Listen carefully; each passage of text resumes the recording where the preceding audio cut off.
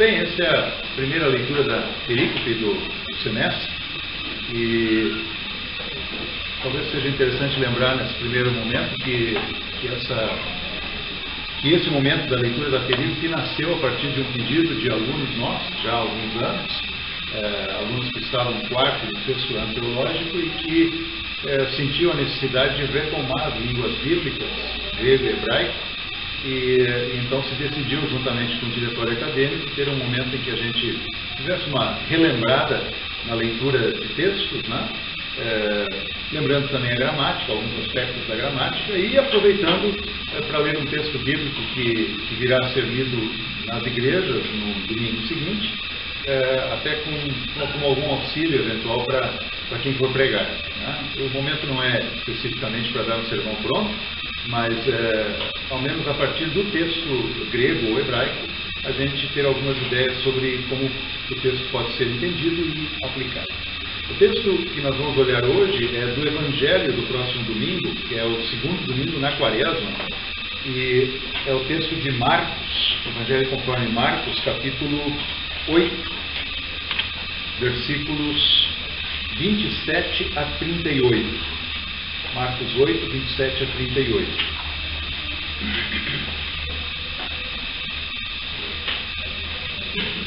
O texto traz uma situação muito conhecida no ministério de Jesus e talvez algumas observações preliminares a gente pode colocar seriam, primeiro, é um momento bastante delicado dentro do ministério de Cristo, inclusive os estudiosos do Evangelho de Marcos colocam aqui a grande divisão que há dentro do Evangelho, as duas grandes partes do Evangelho exatamente são marcadas aqui, né? A partir desse capítulo 8, 27, inicia o que se chama a segunda grande parte, que é a caminhada de Jesus para o Gólgota, né? Nós temos aqui a famosa confissão de Pedro, né? Na versão de Marcos, que é um pouquinho mais breve que aquela que nós encontramos em Mateus, mas vocês vão notar que o motivo da escolha desse texto para este domingo é o que vem mais adiante, após a confissão de Pedro, né? E o que nos remete de fato ao tema desse período do ano da Quaresma. Então vamos lá, Marcos 7, 27. Kai extelten hoi Jesus, kai hoi matetai autu, eis tas comas Caisareias es Filipo. E saiu Jesus e os seus discípulos para as regiões da Cesareia de Filipe. Kai en te rodou e perotá tus matetas autu legon autoi. E no caminho ele perguntou aos seus discípulos, dizendo-lhes: Fina me legosin hoi antropoi einai. Chama atenção aqui para a ordem das palavras. Ele começa com fina, esse é um pronome indefinido, né? Perdão, pronome interrogativo, quem ou o que, né? E aqui está no caso acusativo, que é aquele normalmente usado para objeto direto. No entanto, se nós olhamos mais adiante, nós vamos ver que ao final nós temos um verbo no infinitivo, einai, é o infinitivo do verbo eini. E aí nós lembramos que verbos no infinitivo normalmente têm o sujeito no caso acusativo, tá? Então a pergunta fica assim: quem dizem os homens ser eu? Tá? Quem dizem os homens ser eu? Notem que o me também está no acusativo, sendo o sujeito daquele verbo lá. Então, quem os homens dizem ser eu? A pergunta de Jesus, então, naturalmente é de uma identificação da sua pessoa junto à sociedade que os discípulos conheciam bem. Quem é que esse pessoal diz que eu sou? Versículo 28. E eles disseram a ele, dizendo, eles falaram para ele, dizendo: Ioanen ton baptisten, João Batista, Kai aloi Elian, e outros, Elias, subentende-se aqui, e outros dizem ser Elias. Aloi de hoti eis ton profeton, e outros que é um dos profetas. Talvez só um pequeno comentário aqui. A gente estranha muito quando os discípulos de Jesus conheciam, conversavam com as pessoas lá, de repente dizem que tinha gente que achava que Jesus era João Batista, né? É interessante que isso aqui nos dá a entender que as pessoas nunca viram os dois juntos. Senão, obviamente, que ninguém diria ele é o João Batista. Então, parece sim que Jesus e João Batista realmente tiveram muito pouco encontro, fora aquele do batismo de Jesus. Então, daí uma certa confusão, talvez pela própria pregação, da proximidade do reino, da necessidade do arrependimento e assim por diante. Elias, bom, o caráter de Elias é bem conhecido. O último livro do Antigo Testamento, em Malaquias, diz que virá o sol da justiça, anunciado pelo Elias. Alguns identificaram o João Batista com Elias. Então, por que não identificar Jesus com Elias? E também o que chama a atenção é "e um dos profetas". Nós sabemos que lá no Antigo Testamento havia uma profecia em Deuteronômio de que o profeta viria. Moisés ouve de Deus de que um profeta semelhante a ele viria e todos deveriam dar-lhe ouvido. Não parece que é isso que está sendo dito aqui. Aqui diz "um dos profetas". Então, pelo que se nota aqui, a opinião popular sobre Jesus ela era muito mal informada e genérica até. Fica uma pergunta sempre muito curiosa, será que os judeus acreditavam em reencarnação? Pode ser. No entanto, é possível também que nós entendamos de uma outra forma que eles atribuam a pessoa de Jesus a Elias ou a um profeta. Havia entre os judeus a ideia de que nos tempos do fim, personagens fundamentais da história viriam novamente.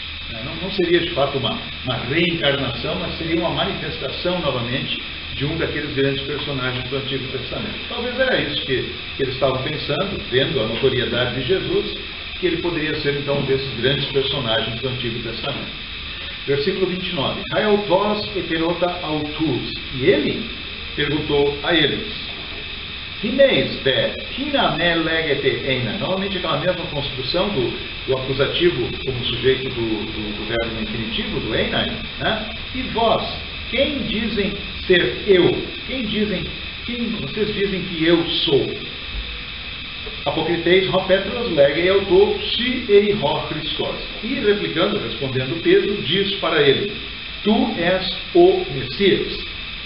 É sempre importante lembrar que Christos não é nome, mas é um título, e ele é um título que está dentro de um contexto muito especial, Christos, o Messias, o ungido, é aquele que é esperado, que virá. Christos tem uma semelhança no seu significado com o título Basileus, rei, porque o rei ele é ungido. Então, confessar que alguém é o Christos, que alguém é o Messias, é confessar o aspecto real deste alguém. Pode-se perguntar o que tudo Pedro sabia disso. O que tudo estava embutido dentro desse título. É um tanto difícil de responder, mas nós temos alguma dica pelo que vem daqui a pouco. O importante, na verdade, mais até do que a confissão do Pedro, e lá em Mateus isso é mais desenvolvido, ele traz um texto mais longo, mas aqui em Marcos ele vai direto ao ponto para nos mostrar onde é que está a coisa importante. Olhem só, versículo, Pedro diz: Tu és o Messias, aí versículo 30. Kai epetimes autois gina medeni legos imperial tu.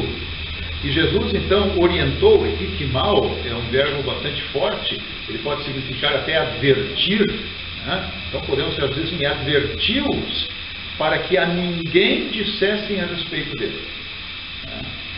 Por aí nós observamos que dentro daquele contexto o título Christos seria mal entendido, e por isso Jesus orienta a não falar. Isso é até um detalhe curioso, a gente sempre espera que todo mundo fale quem é Jesus, e ele aqui pede para não falar, não digam as pessoas a meu respeito. Por quê? Porque seria mal compreendido. Rei, naquele contexto, vocês sabem, dentro de um contexto em que havia uma dominação estrangeira, romana, poderia ser claramente visto como um rei que viria libertá-los do jugo do poder romano. E Jesus não queria que ninguém entendesse a missão dele dessa forma. Versículo 31. E aqui vem agora então o grande ponto que Marcos nos conduz, a partir dessa confissão de Pedro. Kai exato didaskein autus hotidei ton hion tu antropo pola paten kai apodokimaskenai hipoton presbiteron kai ton archireon kai ton grammateon kai apoptantenai kai metatreis hemerais hemeras anastenai. E começou a ensinar-lhes que... Lembrem que o hot, após verbos de fala, ele pode significar simplesmente 2 pontos. Ele introduz um discurso direto. Então, e começou a ensinar-lhes, 2 pontos. Dei, ton, theon, tu antropo, é necessário o filho do homem. O dei é um verbo impessoal, né? Ele se origina do verbo deo, mas ele é usado com um significado próprio, né? Ele sempre é usado como um verbo auxiliar de verbos no infinitivo, né? É traduzido como é necessário, é preciso ou deve acontecer, e é um verbo muito usado nos evangelhos para falar daquilo que, conforme o propósito divino, deve ocorrer para que os planos de Deus se realizem. Então, quando aparece essa pequena partícula dei, a gente dá uma paradinha e diz assim, opa, isso aqui é uma coisa importante, né? Que nem aquela placa na frente do trilho do trem, né? Pare, olhe, escute, né? Então, esse dei, ele nos chama a atenção de que alguma coisa importante vem aqui. Então, o que Jesus está ensinando-os a partir de agora, a partir do testemunho do Pedro? Que o Filho do Homem, ele próprio, deve muitas coisas, patein, sofrer. Aí vem a palavra passio, no latim, e paixão, né? A paixão de Jesus, né? Vem do verbo sofrer, passio, né?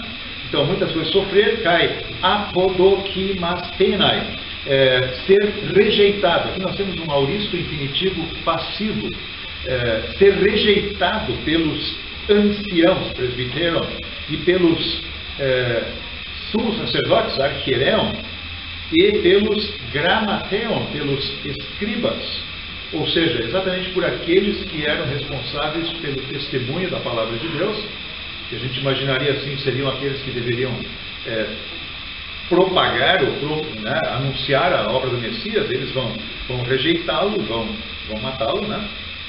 E cai apoptantena e ser morto, cai metá 3 hemeras anastena, e depois de 3 dias ressuscitar, ou ser ressuscitado, anistenia aqui no auristo infinitivo passivo. Essa é a primeira vez que Jesus faz um anúncio tão claro, tão direto a respeito daquilo que vai acontecer com ele. Isso vai se repetir mais vezes agora. Por isso, a partir desse trecho aqui, nós estamos nos encaminhando para o Gólgota. A partir desse momento, Jesus vai decisivamente caminhar para Jerusalém, sabendo o que vai acontecer lá.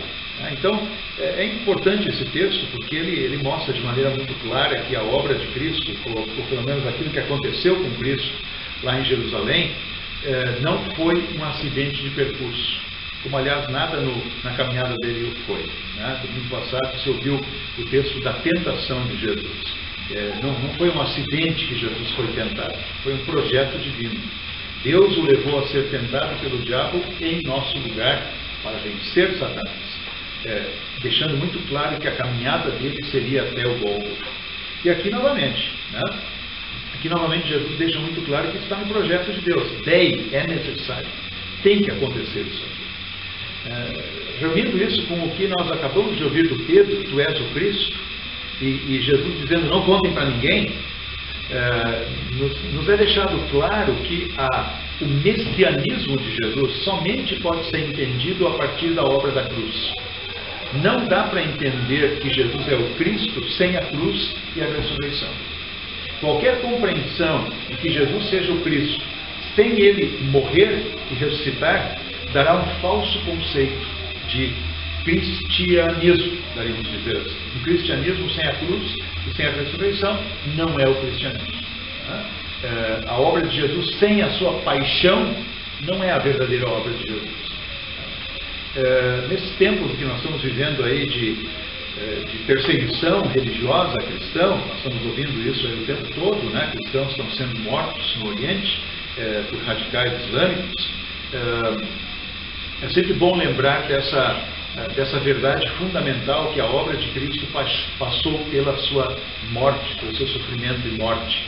E cristãos são, como o texto vai deixar muito claro, são identificados com Jesus. Cristãos são vistos à luz da cruz de Cristo. Sem ela não há verdadeiro cristianismo. Continuando aqui. Então termina dizendo: em 3 dias ser ressuscitado. Cai, versículo 32. Cai parecia con logon elale. E falava a palavra, parecia significa com ousadia, abertamente, declaradamente, com força ele dizia isso, com ênfase. Ou seja, Jesus disse para eles: não contem por aí que eu sou o Cristo. Mas para eles ele ensinou assim com toda a clareza sobre a morte, a paixão e a ressurreição dele. Isso é fundamental para se entender a obra dele.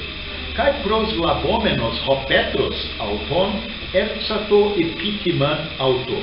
E Pedro, pros labômenos, aqui nós temos um particípio auristo segundo de pros lambano, e tomando, pegando, como que levando ao lado, Pedro levando ao lado a ele, a Jesus, epsato começou a censurá-lo.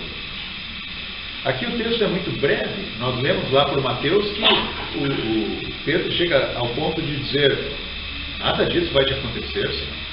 Não vai morrer, imagina. Aqui não, aqui o Marcos ele é muito mais telegráfico, ele quer chegar logo no ponto. Então ele simplesmente diz: o Pedro começou a censurar Jesus, pelo que Jesus havia dito, evidentemente. 33.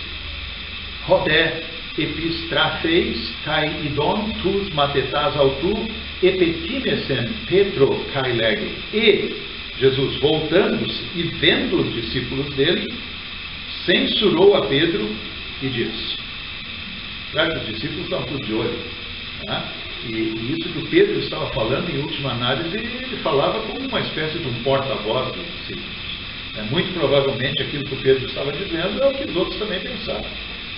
Então Jesus aqui nesse momento diz: bom, agora esse pessoal tem que ouvir alguma coisa a mais. Ele olha para eles, ele vê aquilo que o Pedro fala, e ele então chama a atenção do Pedro e diz: Hipage opisomu Satanás. Vai para trás aqui de mim, ô Satanás. Em outras palavras, sai daí. Para com isso, Satanás. Jesus vê a palavra do seu amigo Pedro como uma tentação satânica. As tentações satânicas pretendem tirar Jesus do caminho da cruz. A obra do diabo não é machucar Jesus. A obra do diabo é preservar Jesus. O diabo quer proteger Jesus, quer defender Jesus. O diabo quer que Jesus não vá à cruz. E aqui ele se veste de amigo, dizendo: não, para aí, que é isso? Não faz uma coisa dessa. A obra do diabo é negar o sofrimento de Cristo e, consequentemente, negar a sua ressurreição, e por isso negar o fato dele ser o Salvador. Então, por isso a reação tão forte aqui de Jesus. De uma certa maneira, aquilo que aconteceu lá na tentação, de uma certa maneira agora se repete na boca de um amigo, seu discípulo. Hoti ufroneis tatuteu alataton antropon. Afasta de mim, Satanás, porque tu não pensas as de Deus.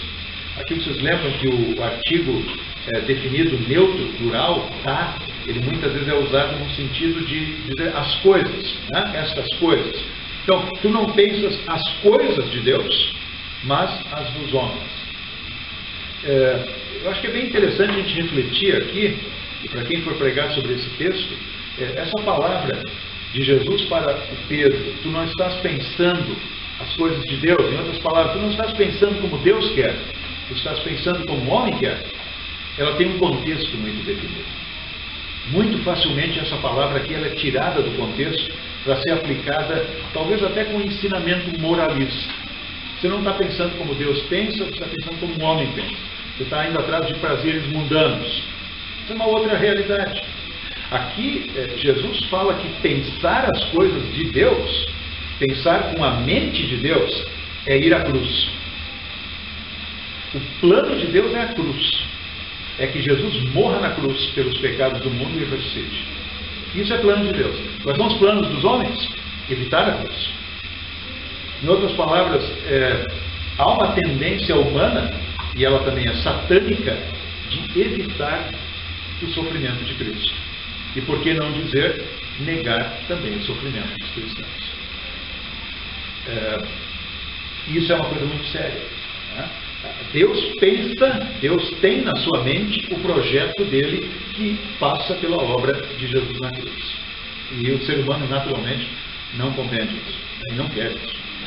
Versículo 34. Kai proskalesamenos ton ochron sintois matetais autu eiten autores. E convocando a multidão como os discípulos dele, lhes disse: Eitis telei opisomu acolupem, se alguém quer atrás de mim vir, ou seja, quer me seguir, aparnessasto. Aparnessasto, nós temos aqui então um imperativo da terceira pessoa, aparneomai, negue, negue a si mesmo.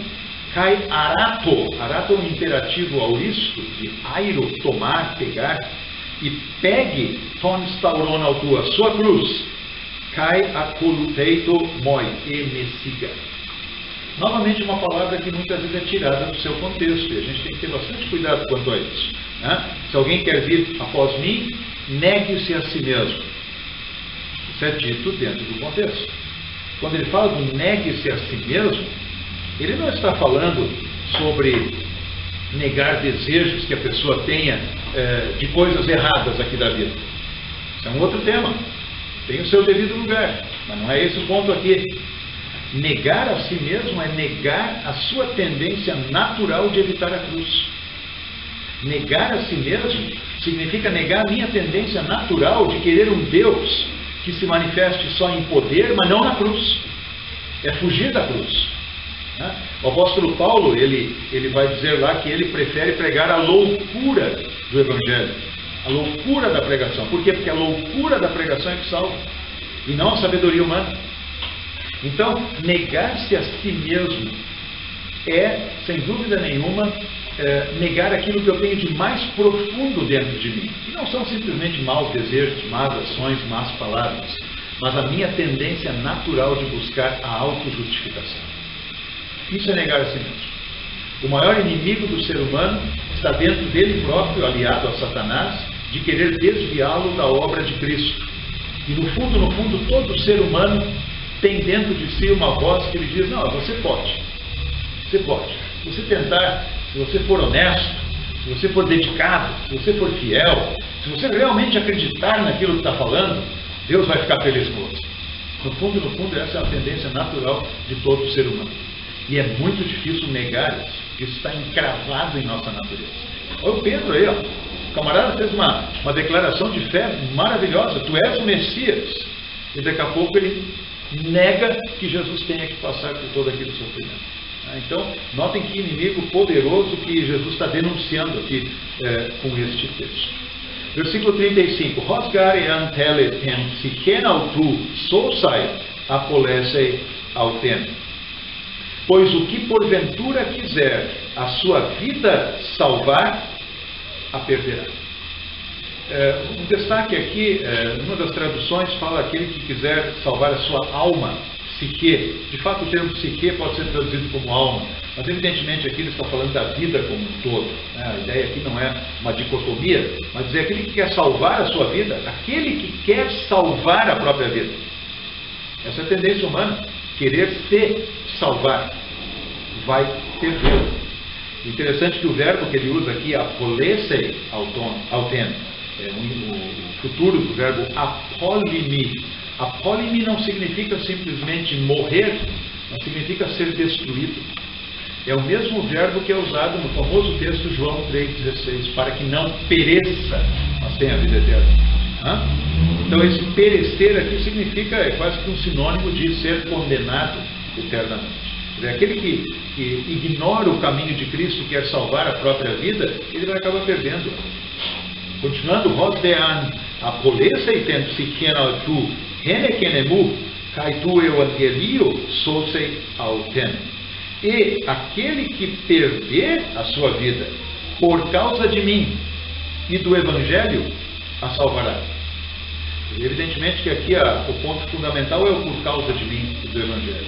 E aqui nós temos um texto, de fato, muito bonito e muito sério da parte de Jesus, em que nós podemos lembrar com carinho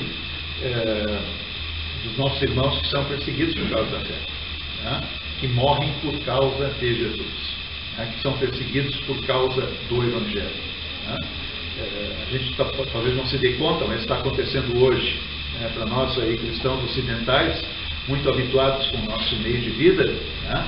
E, por sinal, em geral, bastante tranquilo, no que se refere ao exercício da fé, talvez não nos demos conta que nesse momento irmãos nossos estão passando por isso, né? Então sempre é bom a gente lembrar com carinho desses nossos irmãos, orar por eles e suplicar que Deus lhes capacite pelo seu Espírito para que eles permaneçam nessa fé e de que por causa de Jesus enfrentem até a própria morte, até porque eles sabem muito bem que quem tem o poder da morte não são os algozes, mas é Deus que tem poder, né? Deus tem o poder da vida e da morte. Então continuarão estando nas mãos do Salvador, né? Mesmo durante a perseguição.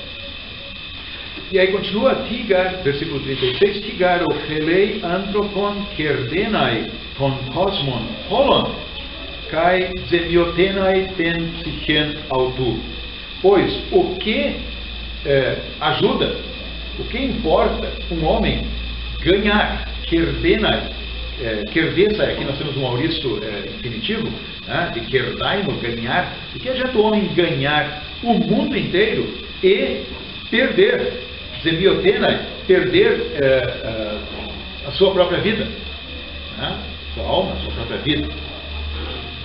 37. Tigar doi anthropos antalagma tes psiches autu, pois o que o homem dará, aqui nós temos essa forma doi, que é uma forma de um subjuntivo, normalmente é usado como o delta ômega, né? Essa aqui é uma forma rara, o que dará o homem em troca, em lugar de sua vida. E o que pode ter mais importante que a própria vida? Né? E a nossa vida está em Cristo. Nossa vida está ligada à obra de Cristo. Negar a obra de Cristo é negar a própria vida. Então o que adianta ganhar o mundo inteiro e acabar perdendo a sua própria vida? Versículo 38, Rosgar ean epais quinteme, pois aquele que porventura me negar, ou se envergonhar de mim, epais hinomai, o que se envergonhar de mim,